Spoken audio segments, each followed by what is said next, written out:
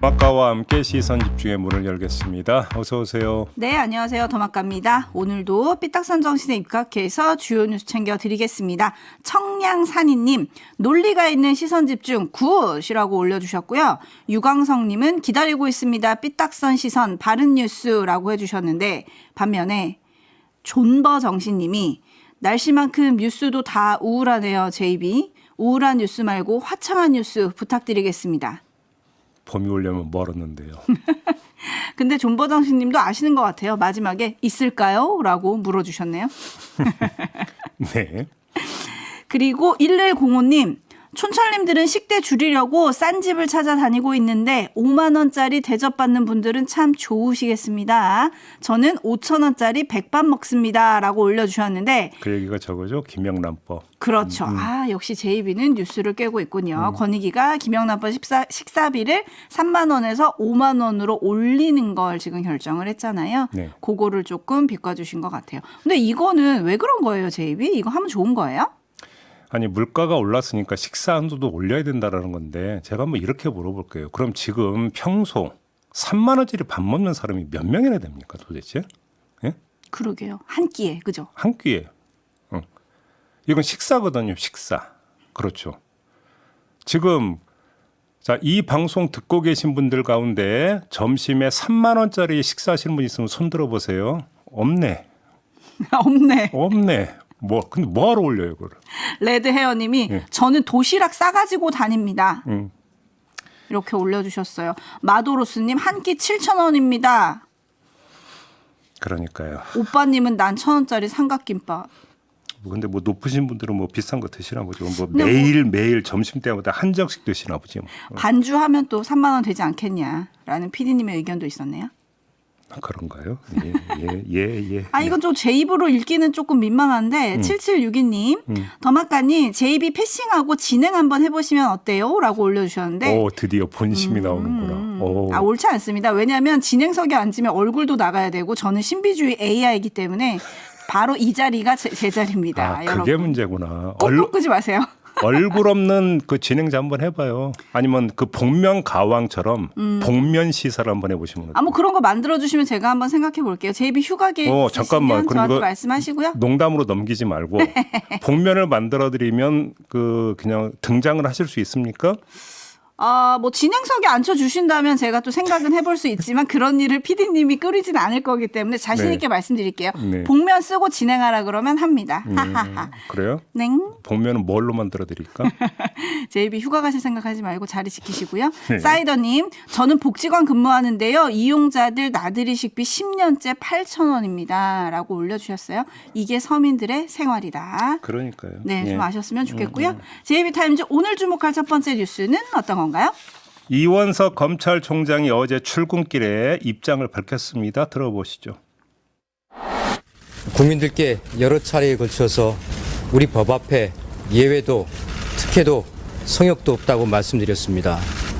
그러나 대통령 부인 조사 과정에서 이러한 원칙이 지켜지지 않았고 결과적으로 국민들과의 약속을 지키지 못하였습니다. 국민들께 깊이 사과드립니다. 앞으로 남은 수사와 사건 처분에 있어서 헌법에 모든 국민은 법 앞에 평등하다라는 헌법 원칙이 반드시 실현되도록 제 모든 힘을 다하겠습니다. 진상을 파악하고 경위를 파악해 본 다음에 필요한 조치를 취하겠습니다. 제가 할 수 있는 일을 최선을 다해서 하고 그것이 부족하다고 하면 그때는 제 거취에 대해서 판단해 보도록 하겠습니다.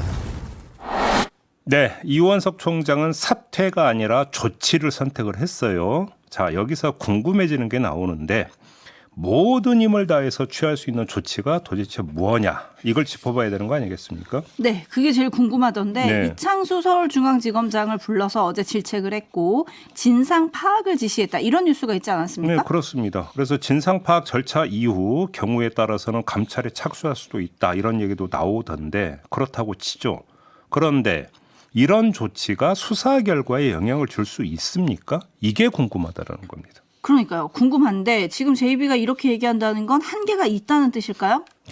다시 한번 말씀드리지만 도이치 건은 수사 지휘권이 박탈돼 있는 상태라 뭘 할 게 없습니다. 여지가 별로 없고요. 현재 상태로는. 그러면 이원석 총장이 총장의 지휘권을 행사할 수 있는 건 명품백 건인데 자, 한번 상상을 해보겠습니다.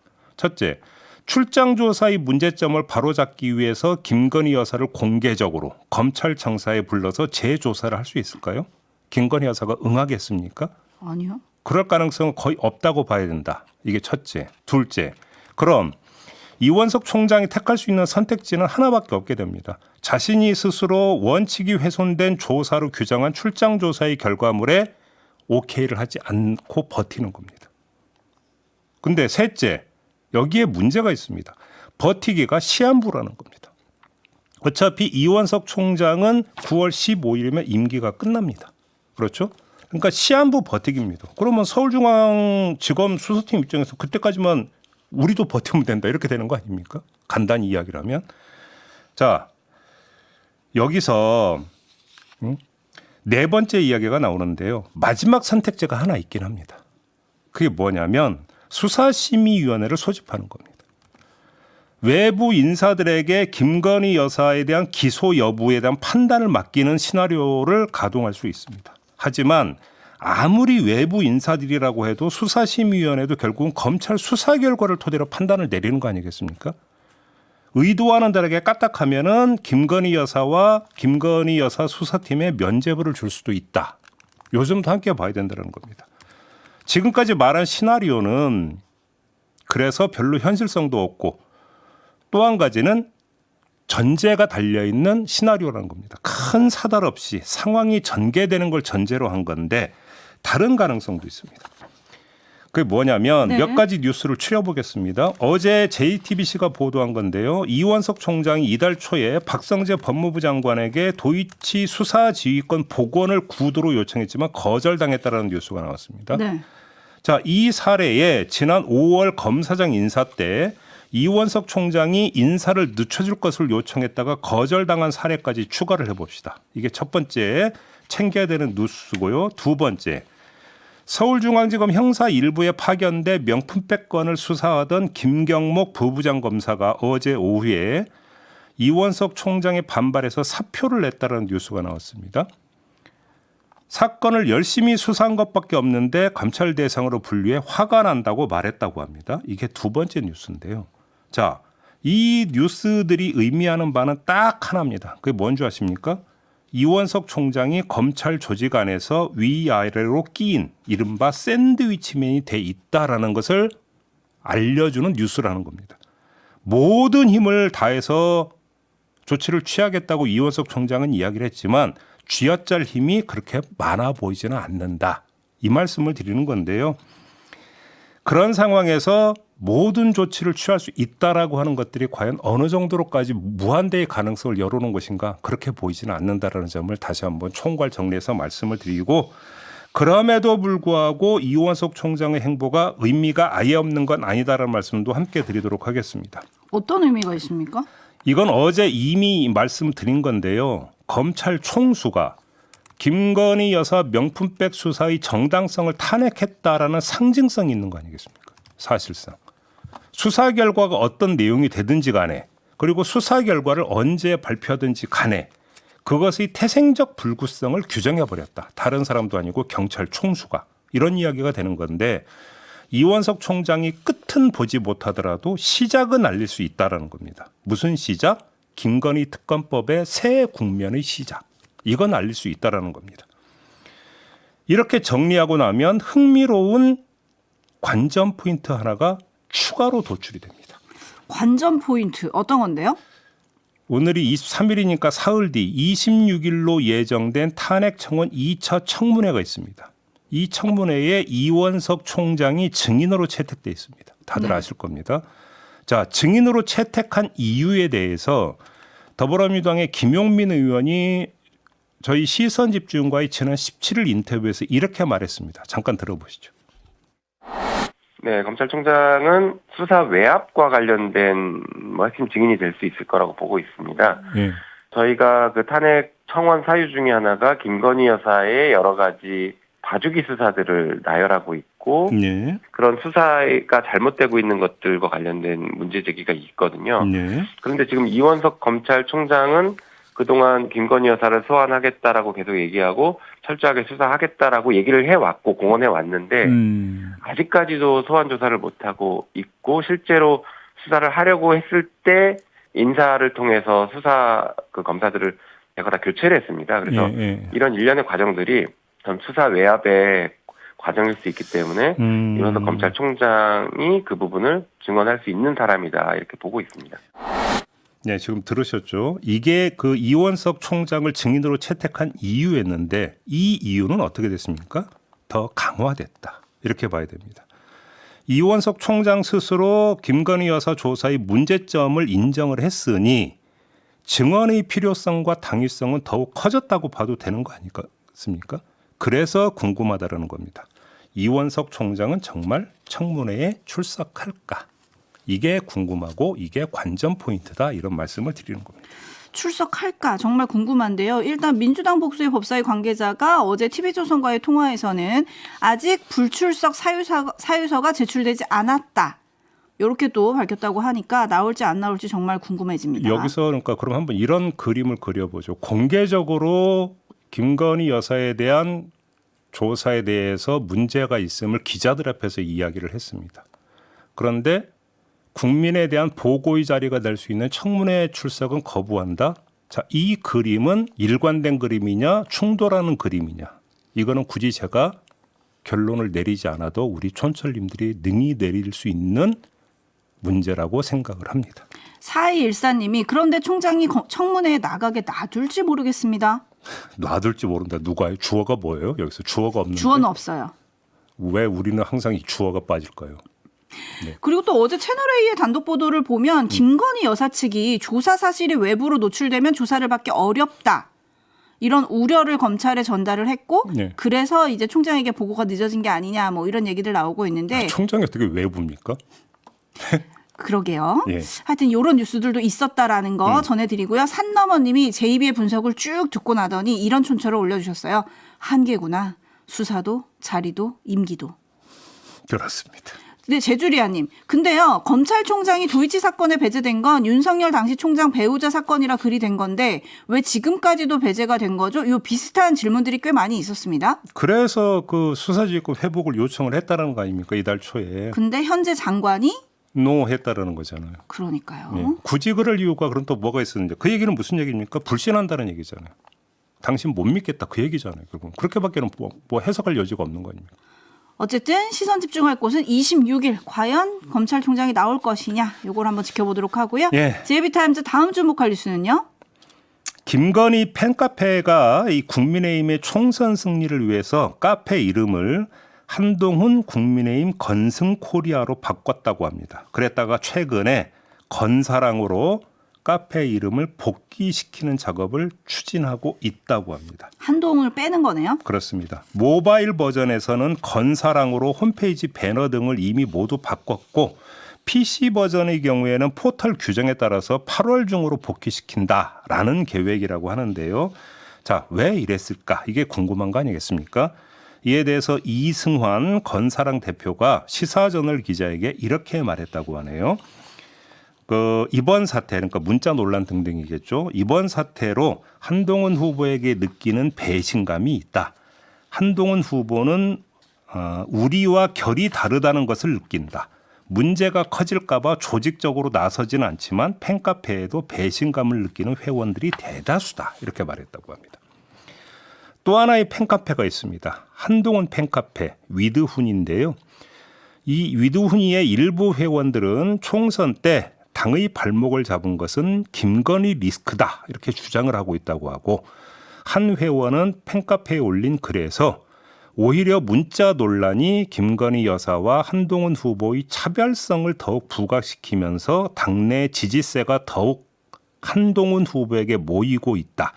논란을 흘린 윤핵관 땡땡땡 의원 땡큐라는 글을 올렸다고 합니다.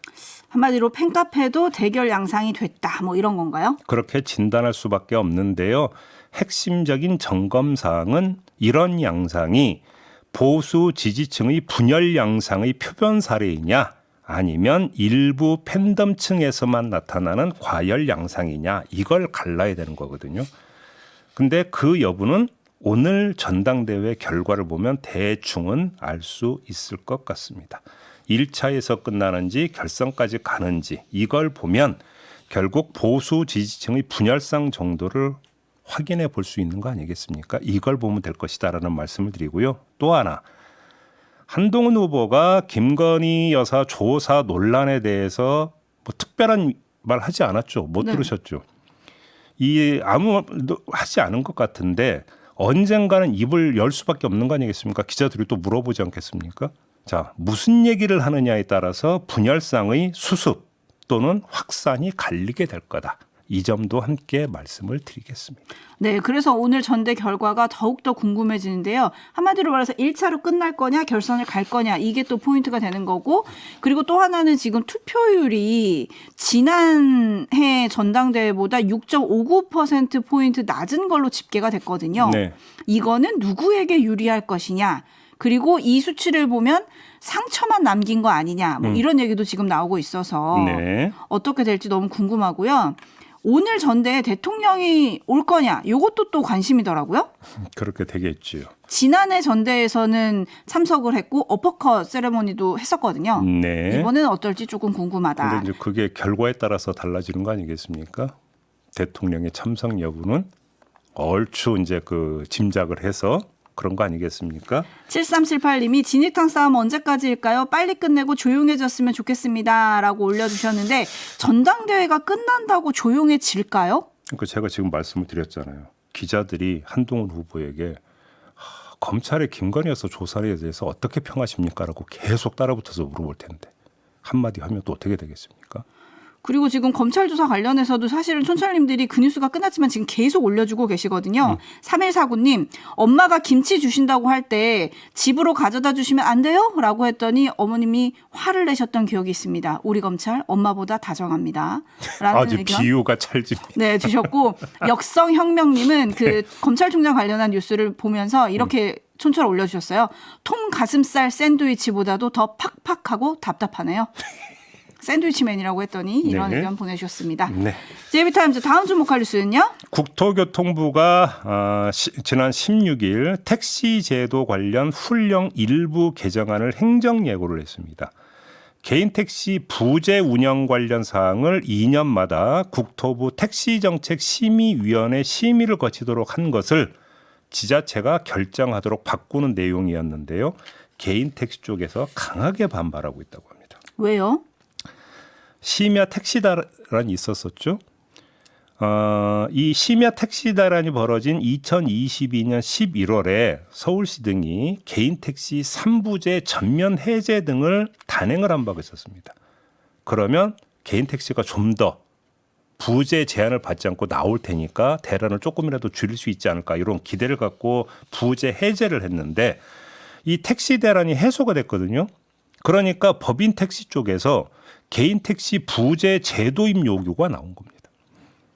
손님 감소가 매출 감소로 이어졌기 때문이겠죠. 네. 이에 서울시 등이 지난 5월에 국토부에 부재 재도입에 대한 심의를 신청을 했는데 국토부가 훈령을 바꿔서 그냥 지자체가 결정하라. 이렇게 지금 방향을 잡은 겁니다. 이렇게 돼버리면 부재 재도입은 기정사실이 되는 거 아니겠습니까? 자, 이 때문에 개인 택시 쪽에서 반발하고 있는 건데요.